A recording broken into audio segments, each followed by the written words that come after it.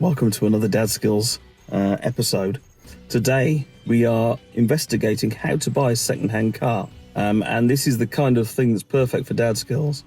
It's the kind of thing where you would ring your dad up and take him with you just to check out the new car you're looking at. So you've decided against PCP and all the other leasing options you can get. You're going to go second-hand, you're going to buy it outright. Let's have a look at some of the pitfalls. So first things first, and that is research. Once you've decided on a car, have a look around, look everywhere. Look on Auto Trader, look on eBay, look locally, and you will very soon start to get a feel for the right price for that kind of car you're looking at. And when you see a good price, it will jump out at you. And then you've phoned them up, you're going to go and have a look. Let's take a look what you need to do.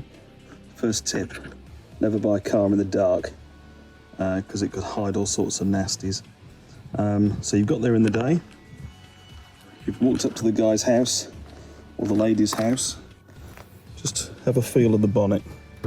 If it's not a hot day, see if it's been run up and taken out that morning, because they might have done that because it smokes, just to get rid of the smoke a little bit.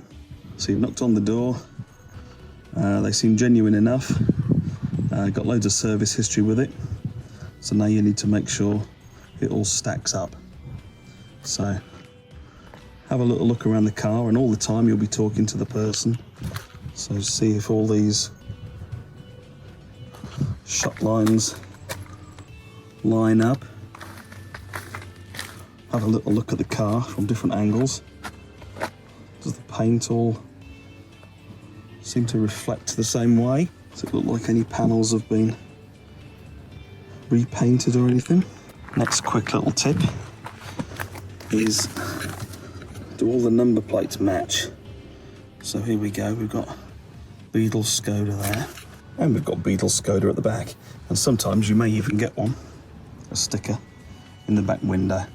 Now, while you're looking at that, is to see whether it's had a front or rear crunch, and if it has, one of those number plates will be different to the other one. So that's just another little giveaway sign. Okay, let's pop the bonnet. So we're going to pop the bonnet, and we're going to just dip the oil, see what it looks like. Right, okay, so we're going to just have a look at the dipstick. No, we're miles away. There we go. Right, and hopefully you can see on this one, nice, clean oil, the correct colour it should be. If that's got a hint of grey in it, then it could mean that the head gasket is going. So that's the time to walk away. Unless they've told you straight up that, you know, there's a problem with it. Right, we're gonna have a look in the engine bay at any metal work we can see. Check it's all straight. Check there's no creases. It's a good idea then to have a look in the boot as well. Pull the carpet up. Take the spare wheel out if you need to. See if there's any creases in there.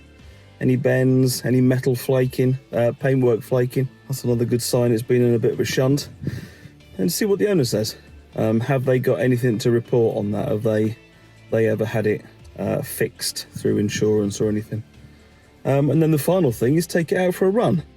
See if it makes any noises, and if it does make any noises, see what the owner says. Does it all stack up?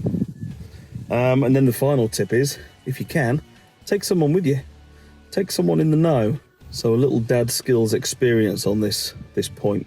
When I was a young man, and I'm talking like 25 years ago probably, I went to buy quite a quick car in the day, a little GTI, and the guy played me like an absolute fool.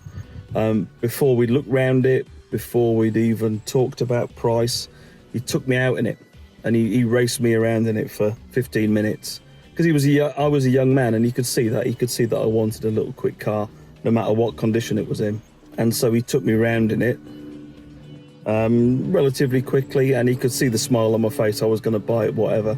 So when we got home, when we got back to his place, it was just a case of wrapping up the deal. And I shouldn't have bought it because it was hopeless. But he saw me coming, and that's just another little thing to keep in mind, that there are plenty of cars out there plenty of cars. So shop around.